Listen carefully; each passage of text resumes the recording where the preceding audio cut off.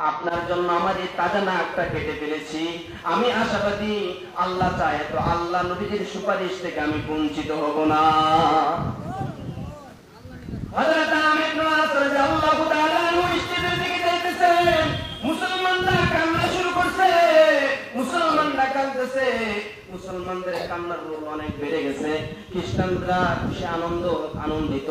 হযরত আমর ইবনে আস রাদিয়াল্লাহু তাআলা মসজিদে চলে গেছেন, না কাঁদবে এমন সময় খ্রিস্টানদের মধ্য থেকে একজন লিডার দাঁড়ায় বলে, এই তোরা দাঁড়া, হযরত আমর ইবনে আস কাঁদবে না, আমি তোদের তো কথা নেই যে দেখ টাকা দেখ, ঈসা পয়গম্বরের নাক আমি নিজে ভাঙছি, আমার নবীর নাক আমি নিজে ভাঙছি এই জন্য যাতে করে আমি মুসলমানদের নবীকে একটু বেইজ্জতি করতে পারি।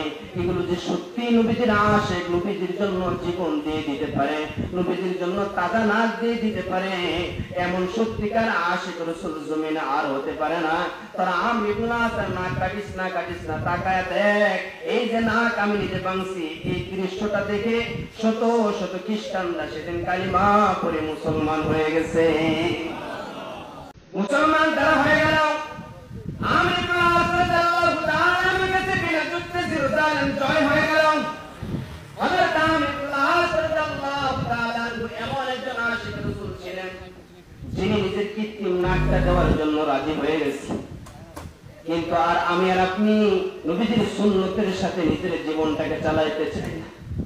বাজান আমার এই মাসে নবীজি চলে গেলেন, নবীজির সময় যখন শেষ, নবীজি দুনিয়া থেকে বিদায় নিয়ে চলে যাবে, আমার প্রাণটা অত্যন্ত সুস্থ, নবীজির বুকে ব্যথা, নবীজির মাথা ব্যথা, নবীজির প্রচন্ড জ্বর। আম্মা জান আয়েশা রাদিয়াল্লাহু তাআলা আনহার উরুতে আমার নবী শুয়ে আছে। আল্লাহ নবীজির উপরে চাদর দিয়ে ঢাকা, আমার নবীজির চাদর সরে আম্মা জান আয়েশা রাদিয়াল্লাহু তাআলা আনহা সরায়া দেখেন আল্লাহ নবীজি অত্যন্ত ঘামতেছেন। এনার শরীরে এমন কোন পশম নাই যে জায়গাগুলো দিয়ে নবীজির শরীর থেকে ঘাম বের হচ্ছে না।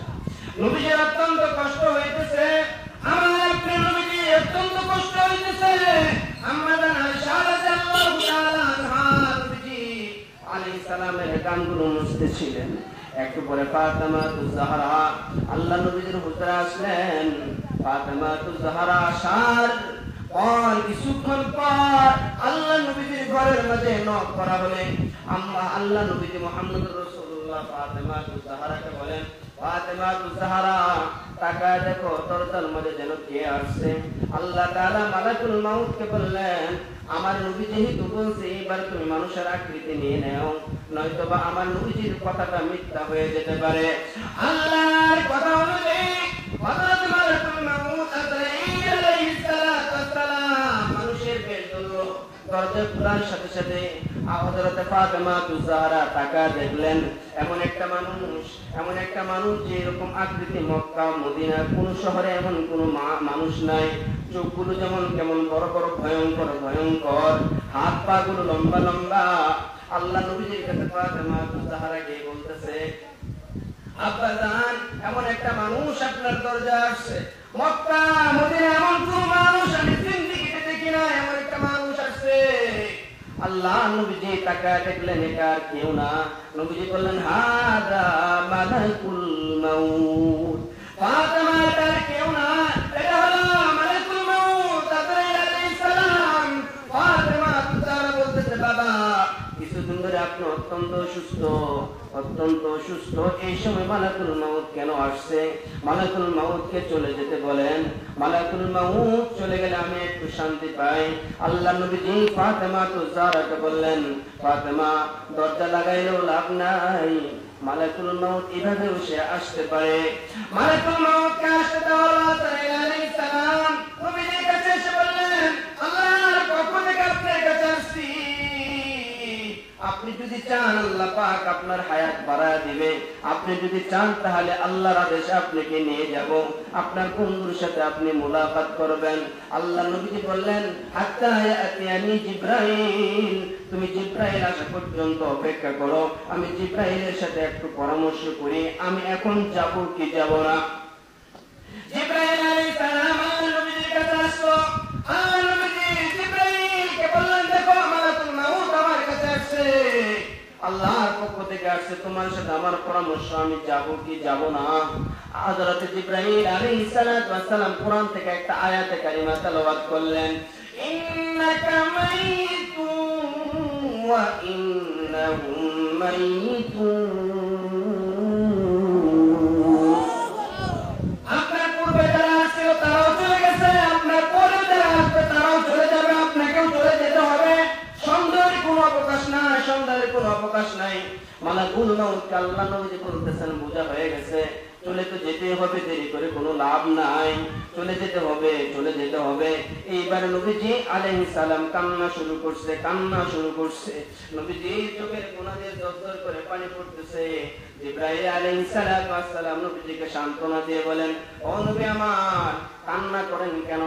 আপনি কি ফাতেমার জন্য টেনশন করতেছেন, চিন্তা করতেছেন? চিন্তা করিয়েন না, আপনার মাধ্যমে তো ফাতেমাতুজ জাহরার জন্য সুসংবাদ দেওয়া হয়েছে। ফাতেমাতুজ জাহরা জান্নাতের নারী মহিলাদের সর্দানি হবে। সুবহানাল্লাহ। নবীজির কান্না বন্ধ হয় না, নবীজি কাঁদতেছে। জিবরাইল আমিন আলাইহিস সালাম বলতেছে, ইয়া রাসূলুল্লাহ, ইয়া হাবিবাল্লাহ, আপনি কি আপনার নাতি হাসান হুসাইনের জন্য কান্না করতেছেন? নবীজি বলেন, না না, আমি হাসান হুসাইনের জন্য কান্না করতেছি না। আর জিবরাইল আমিন বলে, আপনার মাধ্যমে তাদেরকে সুসংবাদ দেওয়া হয়েছে, তারা যুবকদের সর্দার হবে। পেরেশান হয়েন না, পেরেশান হয়েন না, পেরেশান হয়েন না। আল্লাহ নবীজির কান্না বন্ধ হয় না। নবীজি আলাইহিস সালাম বলেন, আমি ফাতেমার জন্য কান্না করতেছি না, আমি হাসান হুসাইনের জন্য কান্না করতেছি না, আমি কান্না করতেছি আমার উম্মতি মুহাম্মদের জন্য। সুবহানাল্লাহ। আমি গুনাহগার উম্মতের জন্য কান্না করতেছি, এই ভয়ে কান্না করতেছি। আল্লাহ পাক রব্বুল আলামিন আমাদের জানিয়ে দিলেন, মা কানাল্লাহু লিউআযিবাহুম ওয়া আনতা ফীহিম। ও নবী আমার, আপনি যতদিন জমিনের মাঝে থাকবেন, আপনি থাকার বদৌলতে আপনার কোন উম্মতকে আমি সমূলে ধ্বংস করে দিব না। আমি দুনিয়া থেকে চলে যাব, না জানি আমার উম্মত কোন গজবের শিকার হয়, ওই ভয়ে আমি কান্না করতেছি। আল্লাহু আকবার। জোরে বলেন আল্লাহু আকবার। আর জোরে বলেন আল্লাহু আকবার। আল্লাহ নবীর কান্না থামে না, চোখের কোণা দিয়ে জজ্জার করে পানি পড়তেছে। আল্লাহ নবীর কান্না থামানো যায় না, কান্না থামানো যায় না। জিবরাইলের মাধ্যমে পয়গাম আল্লাহ পৌঁছা দিলেন, ওহী নাযিল করলেন। আল্লাহ তাআলা ওহী নাযিল করে জিবরাইলকে জানায় দিলেন, এই জিবরাইল, আমার মুহাম্মদকে জানায় দাও, সেই উম্মতের জিম্মাদারি আমি স্বয়ং আল্লাহ নিয়ে নিলাম। কার জিম্মাদারি আল্লাহ নিয়েছেন? নবীজির উম্মতের জিম্মাদারি আল্লাহ নিয়েছেন। সেই নবীর উম্মত হইতে কে কে রাজি আছেন? আল্লাহ কবুল করেন। হাত নামান। শুধু নামে না, বাস্তবে প্রয়োগ হতে হবে ইনশাআল্লাহ। উপস্থিত যারা এসেছেন সকলকে বলবো যে আপনারা নবীজির রঙে রঙিন হয়ে যাবেন ইনশাআল্লাহ। যারা নামাজ পড়বে, নবীর ডাকে সাড়া দিবে, সুন্নতের সাথে জীবনটাকে কাটাবে, এরাই নবীর উম্মত হয়ে যাবে। সুবহানাল্লাহ। অনেক মুসলমানের ঘরে জন্ম নেয়, সূত্র কিন্তু মুসলমান না। অনেকে আখির নবীর উম্মত হয়ে জন্ম নেবে, কিন্তু নবীর উম্মত হয়ে সে হাসরের ময়দানে দাঁড়াইতে পারবে না। কারণ হাসরের ময়দানে আল্লাহ পাক রব্বুল আলামিনের হাবিব মুহাম্মদুর রাসূলুল্লাহ আবে কাউসারের পানি পান করাবেন। পানি পান করাইতে এক পর্যায়ের মধ্যখানে কালো একটা পর্দা ফালায় দেবে। নবীজি আলাইহিস সালাম তাদেরকে ধাপানি দিয়ে বলবে, কি আমি কি আমার উম্মতদেরকে পানি পান করাবো না?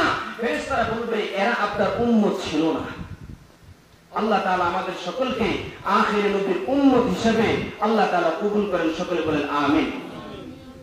উপস্থিত যারা আছেন সকলকে বলবো, যখনই আল্লাহ রাসূলের নামে ডাক দেওয়া হবে, তখন আমরা আসবো কি আসবো না? জোরে বলেন। কিছু কিছু মানুষকে দেখা যায় যেখানে আল্লাহ রাসূলের নামে ডাক দেওয়া হলে এদের শরীরে চুলকানি শুরু হয়ে যায়, ঠিক কিনা? এদেরকে যদি আল্লাহর জন্য ডাকা হয়, এরা আল্লাহর ডাকে সাড়া দেয় না। এদেরকে যদি রাসূলের জন্য ডাকা হয়, এরা রাসূলের ডাকে সাড়া দেবে না। বরং কি করবে? মুনাফিকদের মতো এরা পিছনে গিয়ে কথা বলবে, ঠিক কিনা? এরা আল্লাহর দুশমন, এরা নবীর দুশমন, এরা নবীর শাফায়াত পাবে না, ঠিক কিনা? তাহলে যেখানে আল্লাহ ডাক আসবে, নবীজির শানে ডাক আসবে, সেখানে আমরা যাওয়ার জন্য রাজি আছি তো ইনশাআল্লাহ? মুনাফিকদের থেকে দূরে থাকবেন। এই মুনাফিকদের ব্যাপারে আল্লাহ তাআলা কঠিন হুঁশিয়ারি দিয়েছেন। দেখবেন কিছু শ্রেণী মুসলমান আছে, এরা মুসলমানের ঘরে জন্ম নিয়েছে বটে, কিন্তু এরা মুসলমান হতে পারে নাই, আখির নবীর উম্মত হতে পারে নাই। কেন? এরা আল্লাহর বিধান মানে না, এরা রাসূলের তরিকায় চলতে চায় না। যারা আল্লাহর বিধান মানে, যারা রাসূলের তরিকায় চলে, এদেরকে কটূক্তি করে, ঠিক কিনা? এরা আল্লাহ রাসূলের দুশমন। এজন্য আমরা কি আল্লাহর আখির নবীর উম্মত হব না আল্লাহর দুশমন হব? আখির নবীর উম্মত হব। আল্লাহ তাআলা আমাদেরকে সকলকে কবুল করেন। ওয়া আখিরি দাওয়ানা আলহামদুলিল্লাহি রাব্বিল আলামিন। দোয়া হয়ে যাবে ইনশাআল্লাহ। আমরা কয়েকবার দুরূদ ইব্রাহিম করে আল্লাহুম্মা সাল্লি আলা মুহাম্মাদ ওয়া আলা আলি মুহাম্মাদ কামা সাল্লাইতা